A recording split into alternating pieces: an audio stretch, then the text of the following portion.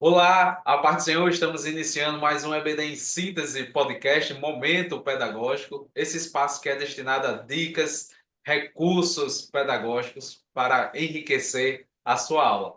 Nós, nesse espaço, estamos tratando especificamente da lição de juvenis, uma lição que tem como o título da lição, né, geral, tem dizendo falso ou verdadeiro. Como combater as ideologias do nosso tempo. E chegamos aqui até a lição de número 7. Mas estou aqui grato mais uma vez com a presença do nosso irmão Lucas Vitor. A paz do Senhor, irmão Lucas Vitor. A paz do seu irmão Paulo, a paz do Senhor a todos que nos escutam, nos acompanham. Lição de número 7, com certeza será riquíssima. Amém. Então, a lição de número 7 tem como título Evolucionismo e Criacionismo. Já nossos juvenis, que estão aí na faixa etária de 15 a 17 anos, já se depararam com este assunto, né? Tanto na escola como na sua vida cotidiana, na sociedade e até na igreja também. Acredito que já foi falado sobre esse assunto. E essa lição traz esse tema que é muito importante para os juvenis e para o cristão de modo geral. Mas a nossa lição de número 7 ela traz três objetivos. O primeiro é definir a teoria da evolução, enfatizar que Deus é o criador de todas as coisas, e o objetivo número 3, reafirmar que o homem foi criado por Deus, não sendo possível ter evoluído de outra espécie. Então, esses são os objetivos da nossa lição, né? Uma lição, professor, que aqui eu já digo nessa introdução, e acredito que irmão e Lucas vai reafirmar isso, vai precisar de mais esforço da nossa parte como professor de pesquisa, de aprofundamento, a não ser que o senhor já seja da área que pesquise o assunto, mas por hora, se não for, é uma lição que carece muito a sua atenção para que esses conceitos sejam passados da melhor forma possível. Mas, irmão Lucas, que dicas e recursos o senhor traz para apresentar aqui na nossa aula, nessa lição número 7? Amém, graças a Deus. Esta lição de número 7, ela não é uma lição muito fácil. Isso porque vai ser requerido dos professores que vão ministrar essa lição conhecimento mais aprofundado sobre tanto o evolucionismo quanto o criacionismo. Isso porque os alunos eles geralmente têm muito contato com essas teorias, principalmente na escola, né, dentro do seu ambiente ali acadêmico. Então o professor ele vai precisar ter o domínio não apenas do criacionismo, mas também do evolucionismo. Tem que saber, não é, ali as ideias principais para ele poder argumentar e poder ser apologético na defesa do criacionismo. E pensando nisso, pensando nessa carga de conhecimento que o professor vai ter que trazer, a minha ideia é tentar sistematizar a ideia, não é sistematizar o pensamento de maneira que o aluno entenda de forma assim, sem ele se perder. Porque o professor ele pode trazer muita informação e o aluno pode findar ficando perdido, não é ali naquele mundo de informações entre evolucionismo e criacionismo. Então a ideia é sistematizar para que o aluno ele não se perca e que você seja didático como professor. Então, a ferramenta que eu pensei que disponibiliza isso, que ajuda, facilita esse processo, é o mapa mental. E eu separei aqui um exemplo de mapa mental, não é? Nós estamos transmitindo agora, só para os irmãos terem uma ideia. Então, vejam, para quem não sabe, não conhece o que é mapa mental, é um esquema onde apresenta-se uma ideia central, não é? Ela vem no meio, e essa ideia central, ela é ao seu redor, ao seu entorno, não é? Ele vai linkando várias setas relacionadas a esse tema central que você colocou. Então, aqui na prática é um mapa mental de um mapa mental. Não é? Então, o mapa mental ele vem com uma ideia central e ali no seu entorno coisas que se relacionam. Então, eu coloquei aqui, né, para que serve, como se utiliza, como você começa com o mapa e uma dicasinha ali ao canto. Então, nós percebemos que o mapa mental ele é ideal para reunir principais informações de um assunto, você utiliza ele, né, colocando setas, cores, elementos para identificar, você começa com essa ideia que vem no centro e vai puxando dessa ideia outros subtemas, outras ideias conectando, e você vai puxando, dentro dessas ideias, você vai puxando outras ideias para reforçar alguma coisa importante. Então, o mapa mental é isso. Essa é a ideia do mapa mental. Agora, a minha dica para o professor utilizar o mapa mental é: o professor pode utilizar esse mapa tanto focado na sua figura, quanto focado na figura do aluno. Como é isso? O professor pode utilizar esse mapa mental focado nele, ou seja, ele já vai trazer um mapa mental da sua aula, não é? Tendo ali no centro, por exemplo, a palavra criacionismo e puxando ali várias setas indicando criacionismo e um mapa mental só para o evolucionismo, ou o professor pode construir esse mapa mental focando no aluno. Como assim? Se for focando no aluno, o professor ele pode trazer toda a sua aula e ao final da aula ele pode construir um mapa mental coletivo com a sua sala. Né? Então ele vai dizer assim: agora todos os alunos vão construir um mapa mental, né, do que nós vimos aqui, para organizar as ideias. Esse mapa mental que vai ser ou pode ser construído com os alunos, pode ser tanto todos juntos trabalhando em um único mapa mental, ou o professor pode dividir a sala em grupos, em duplas, em trios, e cada grupo ou cada dupla, cada trio vai fazer o seu mapa mental, a sua sistematização, a sua organização, não é? E eu acho que é interessantíssimo o professor ter isso, porque o aluno ele pode levar esse mapa junto com ele, e ele pode precisar em algum momento. Não é? Então, ele sempre vai ter ali aquele recurso. Ele tanto revisa o que ele viu durante a aula, como ele vai sistematizando, fazendo esses links, não é, do conhecimento que ele aprendeu. Eu acredito que vai ser de grande valia. A mesma, Lucas, é uma dica excelente. Esse ponto da sistematização a gente sempre aconselha que os professores, né, que estejam utilizando a sistematização, né, como nas lições passadas, citamos que o pastor Reinaldo Dilo, numa lição escrita, né, sobre Jesus Cristo voltará, também reforça isso, o pastor Antônio Gilberto reforça isso também no seu livro, né? Então, essa questão da sistematização é muito importante. E, como a gente falou, tendo em vista uma lição muito conceitual, né? Mas aqui, como recurso pedagógico, Lucas trouxe aí essa questão do mapa mental e ele deixou a possibilidade aí aberta, ou do professor trazer seu mapa mental com seus conceitos, as questões que ele quer levantar, como os alunos produzirem o seu ou produzirem junto dentro da aula. Eu trouxe aqui um esquema que eu acredito que pode, professor, te ajudar na sua aula, nessa lição de número 7, certo? Então, tá aí um slidezinho, certo? Como a nossa lição versa sobre o evolucionismo e o criacionismo, né? E eu achei interessante, Lucas, o objetivo número 3, né, que tem assim, reafirmar que o homem foi criado por Deus, não sendo Sim. possível ter evoluído de outra espécie. Mas a gente sabe que para você chegar ao ponto de seu aluno, do seu juvenil, ter essa questão, né, é, em mente de que Deus criou o homem, às vezes só a questão da fé, me entenda bem, não vai saciar o ímpeto da razão do seu juvenil. A gente sabe que pela questão da fé, Deus criou o homem. Mas pela ciência, a gente também consegue comprovar que foi Deus.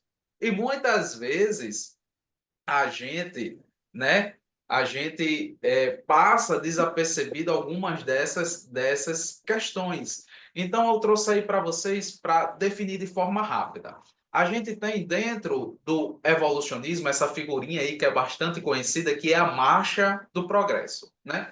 Você, professor, você tem que ser claro, né? Não adianta que você usar jargão ou querer de forma jacosa, né? Só porque nós não cremos, né, no evolucionismo, falar de forma, né, que venha a menosprezar no sentido de querer desfazer, né? Porque eu nunca usei dessa metodologia e não acho ela legal. Então, nós temos a marcha do progresso, que ela é muito conhecida aí, que começa aí com um chimpanzézinho pequeno, até chegar ao homem, né? Como temos o homem hoje em dia, né? Muitas vezes a pessoa associa isso ao evolucionismo, só que não o é. Primeira coisa, não é evolucionismo, ele não defende essa forma linear de evolução. O que eles defendem está aqui nessa outra figurinha que vocês podem perceber por ramificações. Então, o que eles dizem?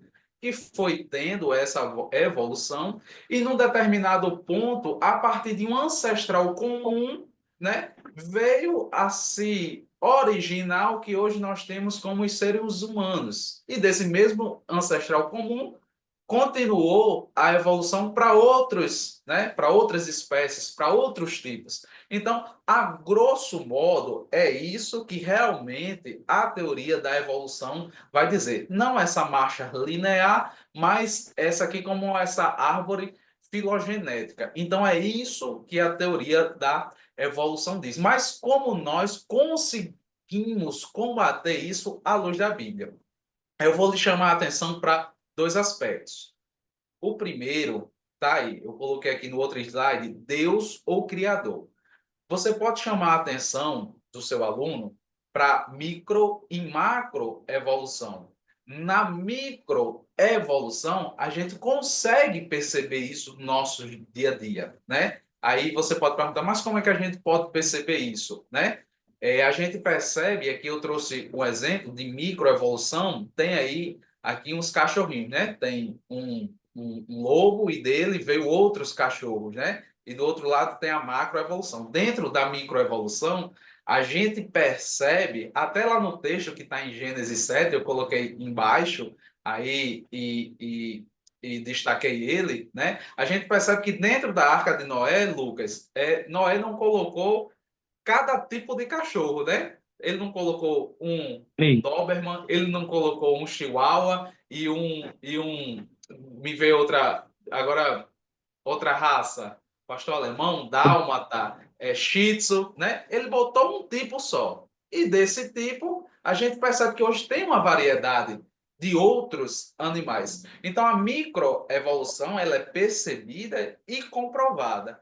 Agora, a macroevolução, que dentro do evolucionismo eles colocam que um ser vivo transformou-se em outro, isso não é comprovado. É essa a questão, né, do ancestral comum, né? Desse ancestral comum, né? Desse elo perdido. A gente não tem essa comprovação que uma espécie era uma coisa e a partir de um determinado momento ela se transformou em outra, né? Isso a gente não verifica na ciência. Aí eu coloquei, e aí aqui não é o espaço da aula, mas o professor pode usar esse slide para se aprofundar e para pesquisar, para fazer a sua aula, né? Aí eu coloquei ausência de fósseis de transição em números que seria esperado pela hipótese da macroevolução, né? Que a macroevolução é uma espécie virando outra espécie, né? Como sendo lá um ancestral do chimpanzé, né? E dele veio o ser humano. Isso a gente não percebe, né?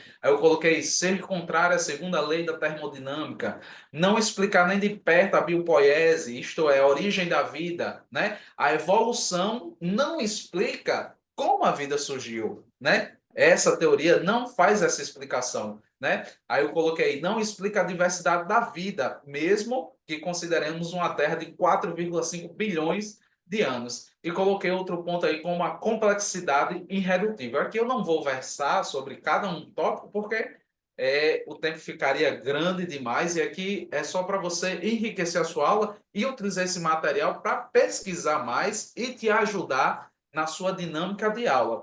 Então, você pode perceber essa questão da micro e da macroevolução, e em relação à macroevolução, você combater e ajudar os seus juvenis a ter em mente esses argumentos para combater essa questão do evolucionismo.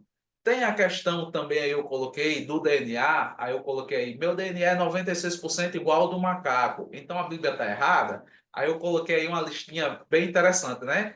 Com os chimpanzés, a gente divide cerca de 99,6% do DNA. Com os camundongos, né, os ratinhos, né, a gente divide 60%. E com as bananas, 50%, né? Aí eu acho interessante, tem um professor Tassi que diz assim, mas nunca ninguém disse que a gente veio da banana, né? Ele faz essa brincadeira, né? Aí eu destaquei aqui, ó, fomos criados pelo mesmo Criador, tanto que podemos ver as impressões digitais dele em cada uma das suas criações, desculpe. Então a gente percebe que essa semelhança do DNA com outras espécies, né, com outros tipos, é porque cremos que o mesmo Criador foi um para todos os tipos, né?